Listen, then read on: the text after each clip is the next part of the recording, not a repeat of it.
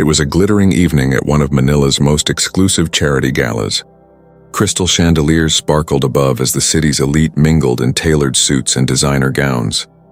Among them sat Manny Pacquiao, dressed simply, smiling humbly, his presence commanding quiet respect even in a room full of power. He wasn't there to impress anyone. He was there to help raise money for children who, like him once, grew up with empty stomachs and big dreams. As Manny quietly greeted the guests at his table, a man across from him, a wealthy businessman known for his arrogance, leaned back in his chair, smirking. He looked Manny up and down, then chuckled loud enough for the whole table to hear. "So, this is the great Manny Pacquiao, huh?" he said, swirling his expensive wine. "Hard to believe someone who used to sleep on the streets now sits at the same table as us." The laughter that followed was awkward, forced. Some guests looked away, embarrassed. Others hid their discomfort behind polite smiles. Manny didn't react. He simply nodded, his expression calm, almost peaceful. The man wasn't done. "You must feel lucky, champ," he continued. "From selling bread on the streets to eating five-star meals. Life really is funny, isn't it?"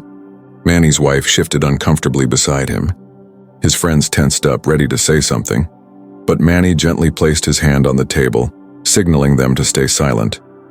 He looked at the man and gave a small smile. "Life is a blessing," Manny said quietly. "No matter where you start," but his calmness only seemed to fuel the bully's arrogance. The man leaned closer, lowering his voice but still loud enough for everyone to hear. "Come on, Senator. Don't act holy. We all know money changed you. You're not that poor kid anymore." The words hung in the air like poison. The laughter faded. Even the waiters paused, sensing tension. And that's when something changed in Manny's eyes, a quiet fire that everyone at the table could feel. What Manny said next gave everyone at that table goosebumps. The room stayed quiet for a moment after the rich man's words. Then a few uncomfortable chuckles returned, soft, uneasy laughter from people too polite or too afraid to intervene. The bully's smug smile grew wider. He thought he'd won.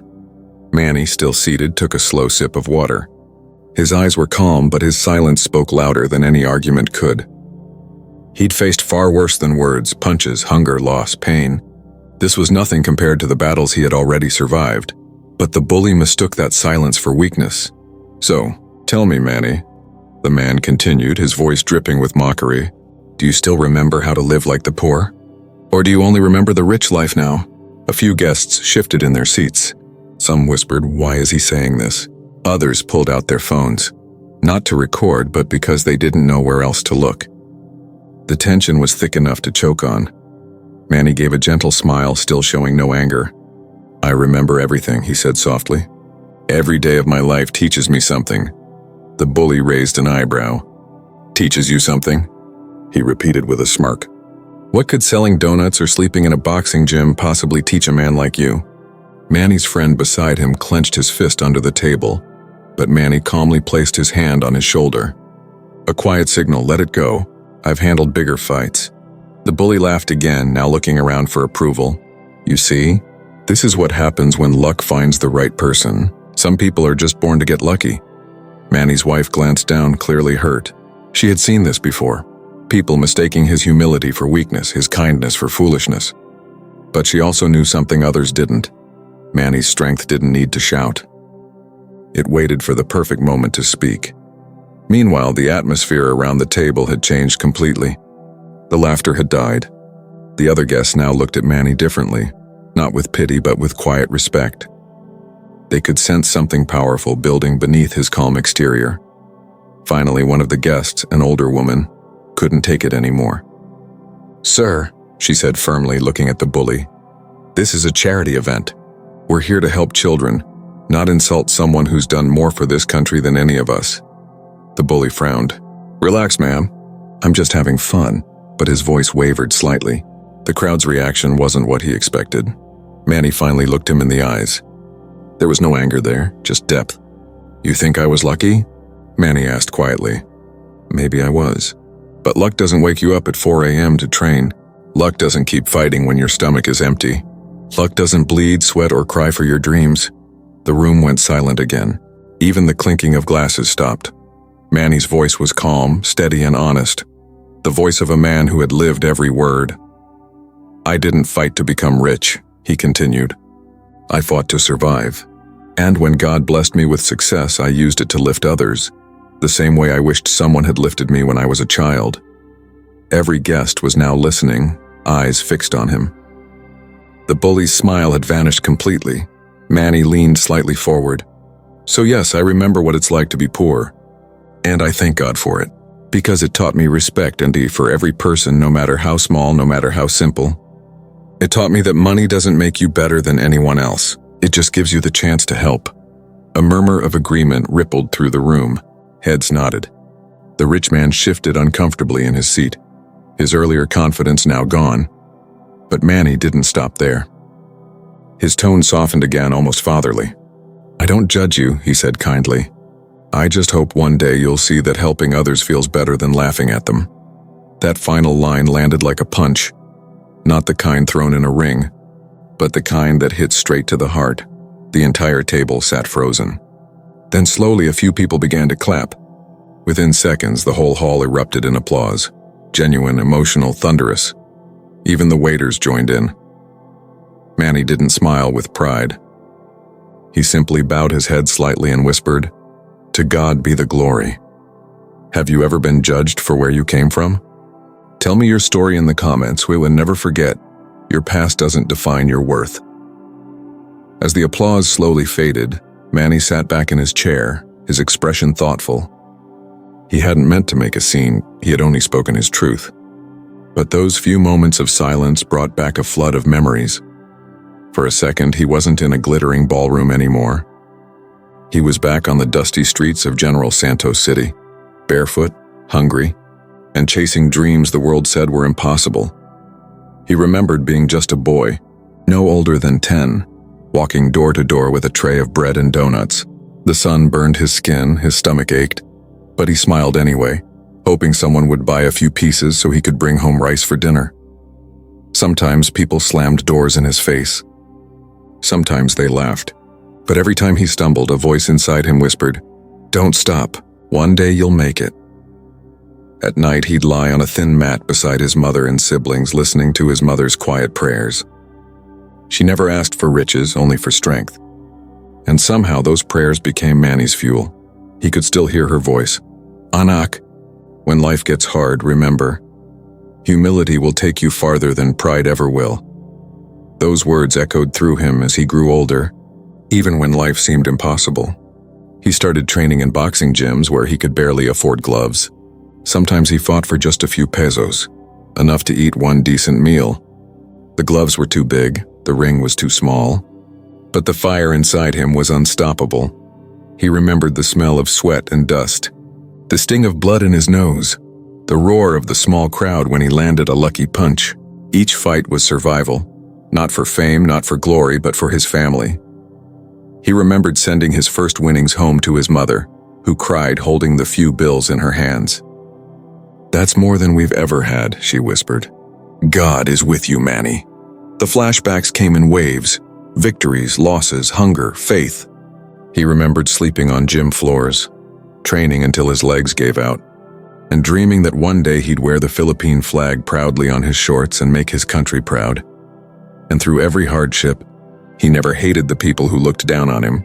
He used their laughter as motivation. He promised himself that if he ever rose above it all, he would never become like them.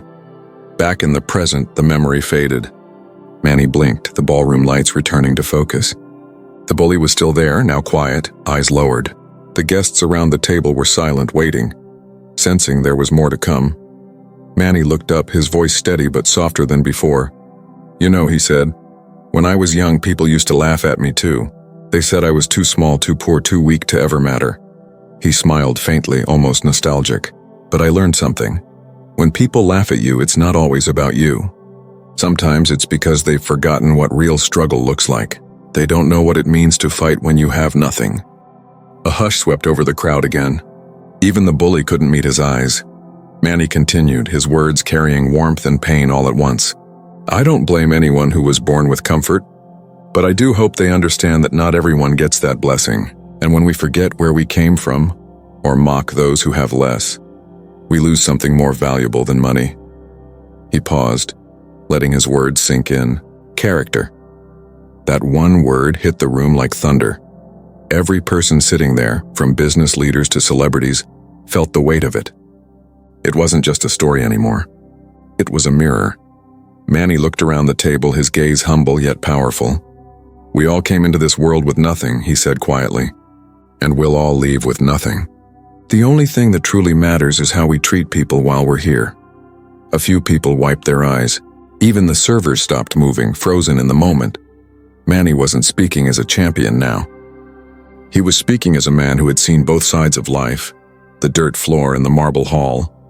And somehow everyone in that room, rich or poor, powerful or humble, felt equal in that moment. If you've ever struggled and still kept your heart kind, type strength in the comments. Your story matters, and one day it will inspire someone else to rise. The ballroom was so silent you could hear the hum of the air conditioning. Every eye was on Manny Pacquiao, the man who, moments ago, had been mocked for his past. The bully shifted uncomfortably in his chair. His smirk was gone. The laughter had died long ago. Now there was only a strange, heavy respect filling the air, the kind that only truth could command. Manny stood slowly, adjusting his simple suit jacket. He didn't raise his voice. He didn't need to. The weight of his presence alone demanded silence. He looked around the room, scanning faces, politicians, businessmen, celebrities, people who had everything he once dreamed of. Yet he saw something else now, a quiet guilt, maybe even shame. "I want to tell you something," he began, his tone calm, almost gentle. "When you grow up poor, people don't see you. You become invisible. They pass by you, they step over you, they laugh at your dreams." He paused, his eyes softening as he continued. "But sometimes the people who laugh at you become your biggest teachers, because they teach you how to rise without hate." The crowd listened, motionless. A few phones had started recording, their red lights blinking quietly in the dim hall. Manny smiled faintly. "I used to sell bread just to eat. I used to walk barefoot because shoes were too expensive. When I boxed, I didn't have gloves. I wrapped my hands in old rags. I didn't fight for glory. I fought to live another day." His words echoed with raw honesty. "And now I sit here, not because I am better than anyone, but because I never stopped believing that even a poor boy from the slums deserves a chance." You could see heads nodding across the room. Even those who once looked down on him felt a sting of self-reflection. Manny's tone deepened. "Some people think being rich makes them powerful. But let me tell you, true power is how you treat people who have less than you." A soft murmur rippled through the guests. The message hit home. He looked directly at the bully now, but there was no anger in his gaze, only compassion. "You laughed at my past, but that past is the reason I can stand tall today. Every struggle built the man you see now." The bully's lips trembled slightly. He tried to look away but couldn't. Manny continued, voice steady as ever. "When I walk into a room like this, I don't see rich or poor. I see people, all equal in the eyes of God. The money we have, the titles we carry, they mean nothing if our hearts forget humility." A woman near the front wiped tears from her eyes. Another man bowed his head, visibly moved. Manny took a slow breath. "I've met the richest people in the world and the poorest farmers in the mountains. And you know what I've learned?" He let the question hang for a moment, building anticipation. "The happiest people are not the ones who have the most. They're the ones who give the most." A hush fell again. He pointed gently toward the stage where the charity's banner hung, a picture of children smiling. "Those kids, they don't care about how much we earn or what car we drive. They care that someone believes in them, that someone helps them dream." Manny's voice softened. "So when we mock someone's past, we mock the story that shaped their strength. But when we honor it, when we show respect, we give hope to every person who's still fighting their own battle." A deep silence followed. It wasn't empty, it was full of emotion, humility, and the weight of truth. The bully looked down at his hands, his earlier arrogance washed away completely. His eyes glistened as he whispered, "I'm sorry, Manny." Manny simply smiled and nodded. "It's okay," he said kindly. "We all learn. That's what matters." And then, as if on cue, someone began to clap, slowly at first, then louder. Within seconds, the entire ballroom was on its feet, a standing ovation that shook the walls. Cameras flashed. People cheered. And yet Manny remained still, humble, grateful, quietly powerful. He raised his hand slightly, motioning for everyone to sit. "Let's not clap for me," he said softly. "Clap for every person who's ever been laughed at but never gave up." The applause grew even louder, filling the hall with emotion. For once, wealth didn't matter. Status didn't matter. In that moment, every person there felt what it meant to truly respect another human being. Have you ever had to stay humble when someone disrespected you? Type respect in the comments. And remember, your strength isn't in how loud you fight back, but in how calmly you rise above. When the applause finally faded, there was a different kind of silence, one filled with awe. People weren't just looking at Manny Pacquiao, the legend, anymore. They were looking at a man who had reminded them what humanity truly meant. The host of the charity gala, still visibly moved, stepped back up to the microphone. "Ladies and gentlemen," he said, his voice trembling slightly, "I think we've all just witnessed something far more powerful than a fundraiser." The audience nodded, still processing what they had heard. Cameras kept flashing, but now the pictures being taken weren't of a celebrity. They were of a moment that would be remembered. Manny smiled gently, bowed his head, and took his seat again.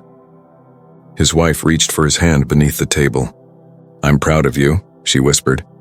He simply replied, "To God be the glory." Across from him, the rich businessman, the same man who had mocked him only minutes ago, sat frozen. His wine glass trembled slightly as he placed it back on the table. You could see the storm of regret in his eyes. After a long pause, he finally stood. His voice cracked as he spoke. "Manny," he said quietly, "I owe you an apology." Every head turned toward him. The hall was dead silent again. "I thought success meant never having to struggle. I thought money made me better. But hearing you speak," he stopped, swallowed hard. "You reminded me of the things I forgot. The things my father used to tell me before I chased all this." He gestured around the luxurious room. Then he looked straight at Manny. "I'm sorry for disrespecting your story." Manny rose and walked around the table. No guards, no tension, just grace. He reached out his hand and said softly, "I forgive you. We all make mistakes. What matters is we learn from them." The two men shook hands. The room erupted in applause once again, louder this time, more heartfelt, as if the entire crowd was breathing relief. The host quickly took the mic again. "Ladies and gentlemen," he said, "let's honor the reason we're all here, to help children rise from poverty just like the champion who stood before us tonight." Donations began to pour in. People who had planned to write small checks now pledged millions. Some guests wiped tears from their eyes as they approached Manny to thank him personally. One woman said, "I came here to donate money, but now I'm donating time. I want to volunteer at the foundation." Another whispered, "Your story changed how I see people." Manny thanked each one graciously. There was no pride in his tone, just genuine gratitude. Later that night, as the event ended, journalists crowded near the exit. One reporter asked, "Senator Pacquiao, what message would you like people to take from tonight?" Manny paused before answering. "No matter how far we go, we should never forget where we came from. And we should never use our blessings to look down on others, but to lift them up." That short quote was all it took. Within hours, clips of his speech began circulating online. First in local news, then on Twitter, then everywhere. Pacquiao's speech trended worldwide within 24 hours. Millions watched the video. Comments flooded in. "This made me cry." True humility. He's not just a champion in boxing, he's a champion in life. That's how you silence arrogance, with grace. Even celebrities from other countries shared the clip, calling it one of the most inspiring real-life moments they'd ever seen. Meanwhile, the businessman who had mocked Manny watched the viral video from his office the next day. He didn't hide from the criticism. Instead, he released a public statement. "Manny Pacquiao reminded me what it means to be human. I hope others can learn from my mistake. I've donated 10 million pesos to his children's foundation, not to erase what I did, but to start making things right."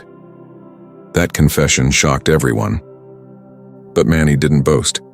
He simply thanked him and said, "Change is proof that good can grow anywhere." The story kept spreading. News anchors called it the speech that silenced arrogance. Motivational pages posted quotes from it. Schools used it as an example of humility and respect. Even people who had never watched boxing began to know Manny not just as a fighter in the ring, but as a fighter for dignity and equality. And through it all, Manny stayed the same. When asked if he felt proud to have gone viral again, he smiled humbly. "I'm proud if it helps one person remember that kindness is stronger than pride," he said. That night, as he returned home, he found his children still awake, watching the viral clip on TV. His youngest turned to him and said softly, "Daddy, I want to help people too." Manny smiled, kissed his son's forehead and whispered, "Then my fight was worth it." The world would move on eventually, but that night, in one lavish ballroom, a small act of dignity had planted a seed that would grow far beyond the ring, the fame, or the spotlight. If you believe kindness is the greatest strength, type humility in the comments. And remember, your story, no matter how humble, can change someone's world. By the next morning, Manny Pacquiao's words had circled the entire globe. Clips of his speech were everywhere, on YouTube, Facebook, TikTok, and Instagram Reels. Each platform had its own caption, but they all carried the same message. Humility will always be louder than arrogance. From Manila to New York, people watched the viral video, the clip where Manny, standing calm and composed, spoke about respect, struggle, and equality. The world didn't see a boxer that day. They saw a man who embodied strength without ego. News anchors called it the speech that taught the world a lesson. Motivational speakers dissected it line by line. Teachers showed it to students. Even corporate seminars used it to train leaders about empathy and humility. But perhaps the most powerful reaction came from ordinary people, those who saw a reflection of their own pain in Manny's story. A taxi driver in Manila shared the clip on Facebook with the caption, "They laughed at me when I couldn't speak English well, but today I'm proud of my job. Thank you, Manny, for reminding us that dignity doesn't depend on money." A domestic worker in Dubai commented, "Sir Manny, you spoke for all of us who left home to chase dreams. You made us feel seen." Hundreds of thousands of comments flooded in, each one carrying its own story of hardship and pride. People didn't just share the video, they shared a piece of themselves. Manny read many of those messages during quiet moments at home. Each one touched him deeply. His wife Jinky often found him sitting in his study at night, scrolling through his phone, eyes glistening. "You've inspired so many people," she said softly. He looked up and smiled. "It's not me," he said. "It's the message. People are hungry for kindness." Meanwhile, the businessman who had once mocked him was also changed. For weeks after the event, he used his influence to promote scholarships, funding small community projects in forgotten parts of the city. He never asked for credit. When reporters tried to praise him, he simply said, "Manny showed me who I used to be and who I want to become." The two men even met again during another charity event, not as enemies, but as partners. This time they spoke on the same stage. The businessman said publicly, "I used to think power came from money, but true power is using your blessings to lift others. Manny taught me that in one night." The crowd gave both men a standing ovation. Manny's team later launched a campaign inspired by the event, called Respect the Struggle. It aimed to empower people from disadvantaged backgrounds, young athletes, students, and workers, by sharing stories of perseverance and integrity. Within months, the campaign spread like wildfire. Billboards went up around the Philippines. "You never know someone's fight. Show respect." Schools began holding Respect Week, where students shared their family stories. Stories of farmers, drivers, janitors, and street vendors, reminding everyone that every background deserves honor. International organizations reached out to collaborate. A major global news outlet even featured Manny on a special titled, "From Poverty to Purpose." The interviewer asked him, "Manny, what do you want people to remember about that night?" He smiled gently. "That you can't embarrass someone who's proud of where they came from," he said. "If you stay humble, no insult can touch you." Those words became another viral quote. Hashtags like Respect the Struggle, Manny Mindset, and Humble Power trended for days. Even young influencers started making videos reacting to the speech. They weren't doing it for views, they were genuinely moved. One creator said, "We're so used to seeing power as loud and flashy. Manny reminded us that real power is quiet. It's grace under pressure." Meanwhile, in rural communities, local boxing gyms used the viral moment as motivation. Coaches would point to Manny's photo on the wall and say, "See that man? He didn't just fight opponents. He fought the world's judgment and won with respect." For Manny, the fame of the moment didn't change him. He continued his daily routines, training, helping in his foundation, visiting families in need. But everywhere he went, people greeted him differently, not as a celebrity, but as a symbol. Old men would clasp his hand and say, "Thank you for speaking for us." Young kids would run up saying, "Sir Manny, I'll work hard too." Each encounter reminded him why he fought in the first place. One evening, as he walked through a small community center funded by his foundation, he stopped to watch a group of children training with worn-out gloves. One of them, a skinny boy no older than 8, looked up and said, "Sir Manny, is it true they laughed at you before?" Manny knelt down, smiled, and nodded. "Yes," he said, "but I didn't let it stop me. Remember that, okay?" The boy nodded, eyes wide with hope, and in that moment, Manny realized something powerful. His greatest victories would never come from titles or trophies, but from the hearts he touched by staying true to who he was. If you believe that humility is the strongest form of power, type "power of respect" in the comments. Let the world know, and kindness never loses. Weeks turned into months, yet the echo of Manny Pacquiao's speech refused to fade. The video continued to appear on timelines and news feeds. It had crossed languages and borders, subtitled in dozens of tongues, watched by millions who had never even seen a boxing match. But what made the story truly timeless wasn't the viral clip. It was the change it sparked. In schools across Asia, teachers began sharing the story as part of their character education lessons. In one classroom in Indonesia, a teacher wrote on the board, "Respect the struggle." Students took turns telling the stories of their parents, drivers, farmers, vendors, and each time they ended with the same line, "No job is small when done with dignity." In the United States, motivational speakers quoted Manny's words in leadership workshops. "True power," they said, "is how you treat people who have less than you." Executives listened. For once, humility was trending more than luxury, even. Global magazines began calling it the Pacquiao principle. They defined it as the belief that compassion outweighs competition. Manny himself didn't chase interviews or sponsorships from the fame. Instead, he quietly expanded his foundation. He funded new boxing gyms for underprivileged youth and created scholarship programs for children of street vendors. Each gym bore the slogan, "Fight proud, stay humble." Everywhere he went, people greeted him not as a superstar, but as a reminder of hope. When he visited small villages, mothers hugged him, fathers thanked him, and children followed him shouting, "Sir Manny, we believe." One afternoon, during a visit to a mountain province, Manny was introduced to a young girl named Lyra. She had watched his speech on a tiny phone her father used for work.